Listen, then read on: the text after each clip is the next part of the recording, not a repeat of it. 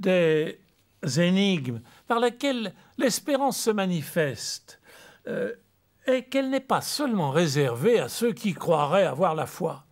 C'est très très impressionnant de voir que nous sommes entourés de témoins qui ne savent pas s'ils ont la foi ou pas, et qui cependant espèrent. Parfois, parmi les plus grandioses, les témoignages de l'espérance peuvent nous être donnés dans la vie de tous les jours par ceux qui sont persuadés que l'espérance est plus forte que tout. J'intitule la parabole que je vous propose, pour nous dire cela, nous rappeler cela, simplement le philosophe et la frontière.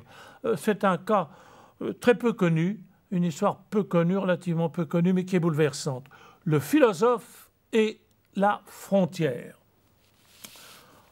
Celui qui fut un des maîtres de mai 1968, dans son livre si critique, j'allais presque dire cafardeux sur les conditions de l'homme d'aujourd'hui, et qu'il appelle l'homme unidimensionnel, comme s'il n'y avait qu'une seule dimension dans l'homme, dans la vie humaine. Marcuse rend hommage à son témoignage, à son compagnon de l'école de Francfort, Walter Benjamin. Et il met ce témoignage en finale de son livre « L'homme unidimensionnel ». Walter Benjamin pressentait l'arrivée au pouvoir de Hitler, avait fondé à Genève, puis à Paris, une filiale de l'Institut de recherche sociale de Francfort. Mais devant les persécutions antisémites, plusieurs d'entre eux, de ce groupe de philosophes, avaient émigré aux États-Unis.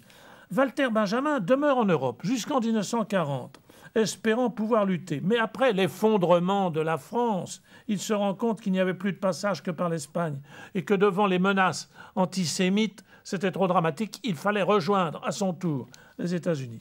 Alors Walter Benjamin se joint à un groupe de réfugiés à la frontière et il ne restait plus de possibilité que de passer par l'Espagne. Un policier espagnol menace de le livrer à la Gestapo.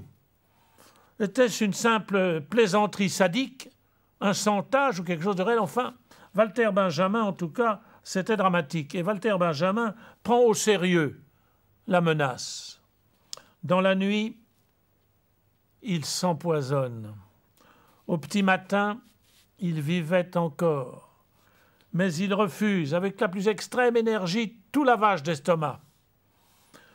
Car il veut attirer sur lui l'attention des douaniers, des gardiens, afin que ses compagnons puissent, eux, se sauver. Et sa mort, de fait, eut pour résultat qu'on a laissé passer le groupe des fugitifs, ses compagnons. En rapportant ce fait, bouleversant, dramatique, c'est pour les autres que Walter Benjamin se supprime. En rapportant, le philosophe Marcuse termine son livre en racontant cette histoire de Walter Benjamin et les événements de sa mort. Et il écrit « C'est seulement à cause de ceux qui sont sans espoir que l'espoir nous a été donné. »